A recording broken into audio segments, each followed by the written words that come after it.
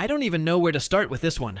What we just watched wasn't football. It was a meltdown. A complete, nationally televised implosion that every Browns fan in America felt in their gut. I've seen bad games. I've seen heartbreak. I've lived through decades of disappointment with this team. But what happened Sunday night against the Steelers? That was something else entirely. That wasn't just a loss. That was an embarrassment. The kind that stains a franchise. The kind that makes a fan base snap. And when the smoke cleared, when the cameras panned to that sideline full of blank faces, one name sat right in the center of the storm. Dillon Gabriel. 50 pass attempts. Let that sink in. 50. And somehow he finished with barely over 220 yards. 0 touchdowns, 0 spark, 0 leadership. I don't even know how that's statistically possible.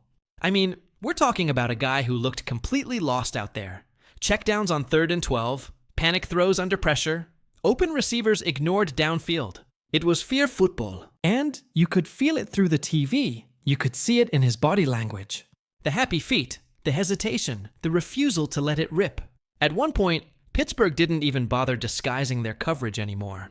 They lined up in 2 high safeties and said, "We dare you to throw deep." And he didn't. He wouldn't. That's when I knew this wasn't just a bad performance. It was something deeper. A confidence problem, a fear problem, and the worst part, the Steelers knew it. The cameras even caught their DBs laughing, pointing, literally mocking him mid-game. I've never seen that before. Professionals clowning another quarterback live on national television. Tired of boring phone cases? Here's your chance. My Etsy shop is packed with exclusive designs that let you show off your team pride in style. And the best part, you'll unlock discounts when you hit favorite, more savings when you add to cart, and even surprise discounts on your second purchase. Don't wait. Click the link in the description and grab your favorite now. Let's build a totem pole together. Like, subscribe, and comment. If this video gets 1,000 likes, we'll be making our voices heard by the coaches for Shedeur to be the starting QB1. Let's do it. And that was the moment everything broke. The crowd knew it. The booth knew it. The entire football world knew it. Dillon Gabriel wasn't ready for this stage. And the Cleveland Browns, once again, found themselves stuck in the middle of another quarterback disaster. But this time, it's different. Because the anger didn't stay in the stadium. Oh no. It spilled out like wildfire. Twitter, Reddit, YouTube. Within minutes of the final whistle, it turned into a full-on digital riot. Bench Gabriel started trending in Cleveland. Start Shedeur went national. Fans were dropping memes, edits, even fake campaign ads saying, "Let Shedeur cook." I saw one tweet that said, "We traded Joe Flacco for this." Another fan posted Gabriel's stat line next to Brandon Whedon's. And Whedon looked better. It was brutal. I'm talking thousands of Browns fans uniting under one message. We're done. This wasn't just frustration anymore. This was revolt. But it didn't stop with the fans. Inside that locker room, things are boiling. Linemen are frustrated. You can see it in their eyes. They're blocking their tails off just to watch Gabriel dump the ball off 2 seconds later. Receivers are losing trust.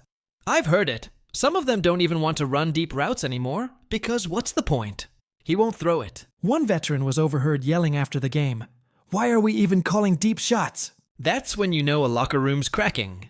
And then, reportedly, a defensive captain confronted Gabriel. Heated words were exchanged. Stefanski denied it, but insiders are saying it definitely happened. And I believe it, because you can feel it. This locker room has lost faith in him. Meanwhile, Shedeur Sanders is just sitting there. Calm. Locked in. Waiting. Watching. And you know what the players are saying. They believe he's already the better quarterback. They've seen the practices. They've seen the arm strength, the anticipation, the command. They know he's the spark this team desperately needs. Multiple veterans have apparently gone to Stefanski asking for a change. Even a few coaches, position guys, coordinators, are quietly saying, "Yeah, Shedeur gives us a better shot." But Stefanski won't budge, and I don't get it. Is it pride? Is it politics? Is it ego? Because everyone else can see it plain as day. Every fan, every analyst, even guys around the league. And yet the head coach seems to be living in denial. He keeps repeating the same robotic line. Dillon gives us the best chance to win. I swear, that line broke the internet.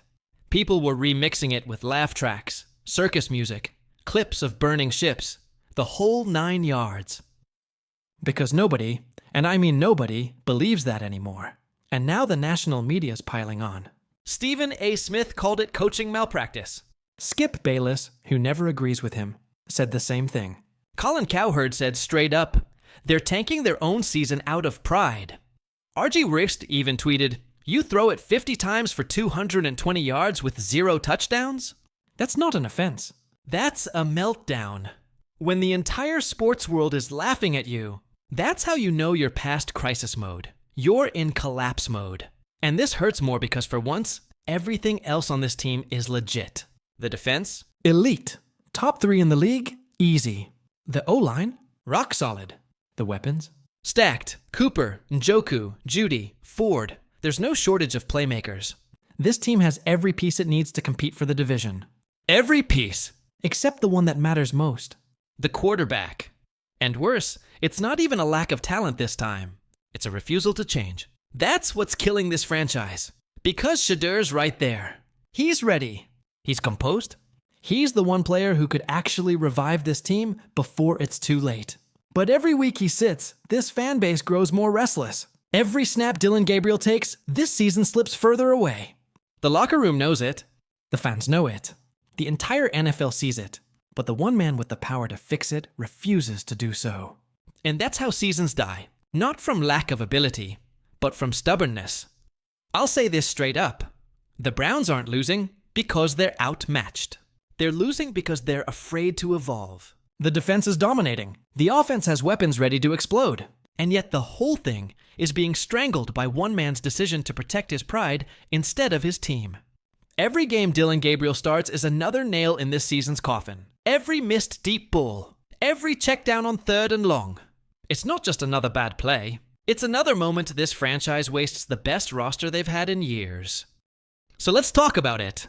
The Browns, in what I can only describe as one of the most bizarre moves I've seen in years, just traded Joe Flacco, the guy who literally started their season, to a division rival. Not a team out west, not a team in the NFC, a division rival. And when Tomlin was asked about it, he didn't hide behind coach speak. He didn't say, we're focused on our team. No, he said, Andrew Berry must be a lot smarter than me or us. Because it doesn't make sense to me to trade a quarterback you think enough of to make your opening day starter to a division opponent that's hurting in that area. Let that sink in. That's not just shade. That's a Hall of Fame level coach calling out your general manager, by name, on national television, basically saying, what are you doing? And you could feel the shock ripple through the room. The analysts didn't even know how to respond. One of them jumped in immediately and said, that's the difference between the Browns culture and the Steelers culture. The Steelers try to win. The Browns don't. And honestly, that right there hit me like a punch. Because it's true.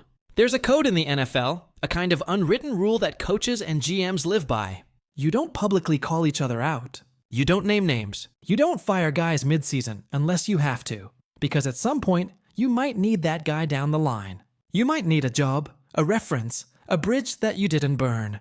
It's called professional courtesy. But Tomlin, he broke that rule.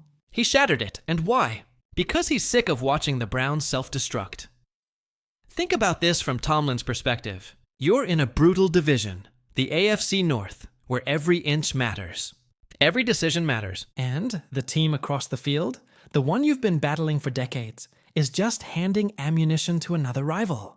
That's insanity. Tomlin's basically saying, you're supposed to compete with us. You're supposed to push us. What are you doing helping the Bengals get better in the middle of the season? And honestly, I can't even blame him. Because from where I'm sitting, the Browns have been making decisions that defy logic for years now. It's like there's no plan, no vision, no accountability, just chaos. They made the worst trade in modern NFL history when they mortgaged their entire future for Deshaun Watson. 3 first-round picks, 2 third-rounders, a 4th. That's 6 draft picks, gone. And what did they get in return? A quarterback who's either injured, inconsistent, or unavailable. Let me remind you, the guy they ran out of town to make room for Watson was Baker Mayfield. And look at him now. The man's out there in Tampa Bay, leading the NFC, putting up MVP level numbers. He's the front runner for the award right now. And the Browns looked at that guy, a former #1 pick who played through pain, who literally gave everything he had to the city, and said, "Nah, we can do better." And it's not just a bad move. It's a generational mistake. Because this Watson deal didn't just cost them picks. It's buried them in cap hell. Their flexibility is gone. They can't make moves. They can't improve. Their window isn't closing. It's slammed shut. One analyst said it perfectly. The cap is only a myth when you're right. When you're wrong, it destroys you. And the Browns are destroyed. So now here we are, watching them trade quarterbacks mid-season, like they're flipping cards at a flea market. It's embarrassing. It's sad. It's not what a serious franchise does. And that's why Mike Tomlin couldn't keep quiet. He's not just speaking for himself. He's speaking for every coach in this league who's looking at Cleveland right now and thinking, what in the world are they doing? And here's where this story gets even deeper. Because I don't think Andrew Berry made that decision on his own. I really don't. I think someone above him, ownership, maybe someone in the shadows, made the call, and Berry just executed it. One of the analysts on that panel said it outright. Andrew Berry didn't make that decision. He executed it, and Tomlin knows it. That theory might sound like a stretch, but look at Cleveland's track record. Their front office operates like a committee, not a hierarchy. There's too much meddling, too many cooks in the kitchen, and too little football sense guiding the ship. And that brings me to the real point of all this, Shedeur Sanders. Because while the Browns are over here lighting their own franchise on fire, there's a generational quarterback prospect getting ready to enter the 2025 NFL Draft. A kid who checks every box.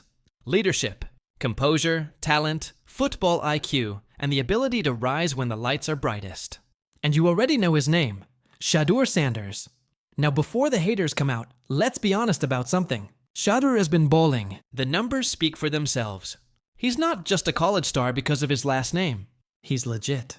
The throws, the poise, the maturity, it's all there. And he's doing it while the entire world is watching, waiting for him to fail. Just like every Cleveland quarterback before him. You tell me that doesn't sound like destiny. The Browns desperately need a leader like him. Someone who doesn't just play quarterback, but who changes the entire temperature of the room when he walks in. They don't need another overpaid, overhyped name. They need a culture builder. They need someone who's not afraid of pressure, who's been in the spotlight since high school, who thrives when the cameras are on.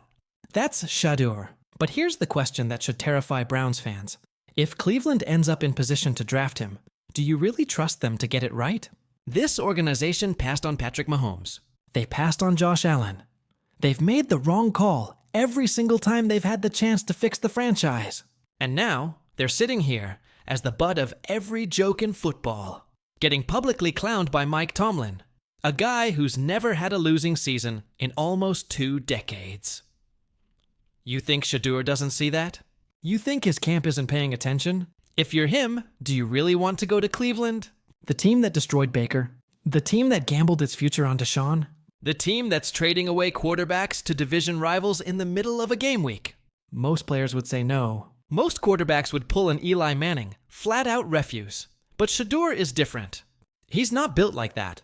This is a kid who turned Jackson State into a powerhouse. He helped resurrect Colorado, a program that was dead in the water. He's been in rebuilds before, and he's thrived in them. That's why I think if the Browns somehow get this right, if they can just swallow their pride, admit their mistakes, and commit to doing things the right way for once, Shedeur Sanders could change everything.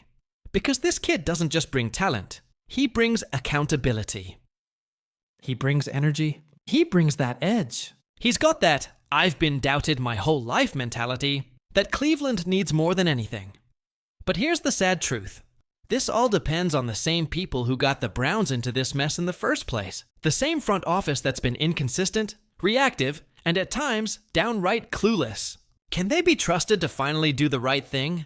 Can they look at Shedeur Sanders and say, this is the guy we're building around? Because if they pass on him, if they somehow convince themselves that they can fix Deshaun Watson, or that they're 1 more year away, then I'm sorry, this franchise doesn't deserve saving. Because at that point, incompetence isn't bad luck. It's a choice. Mike Tomlin broke the code for a reason. He called out the Browns because somebody had to. Because what Cleveland is doing isn't just bad for them. It's bad for football. It's bad for the division. It's bad for the fans who show up every Sunday, hoping this time will finally be different. The Browns' house is on fire, and instead of hiring a new architect, they're letting the same arsonists rebuild it. But there's still time. The 2025 draft is coming. The opportunity is right there. Shedeur Sanders represents hope, stability, and a clean slate. But the question is, will they take it? Because if they don't, if they fumble this again, then don't blame Mike Tomlin for saying what he said. Blame the people in Cleveland who keep proving him right. So I'm going to leave you with this. Do you think the Browns will actually draft Shedeur Sanders and finally change the narrative? Or will they screw it up again? Drop your thoughts in the comments below.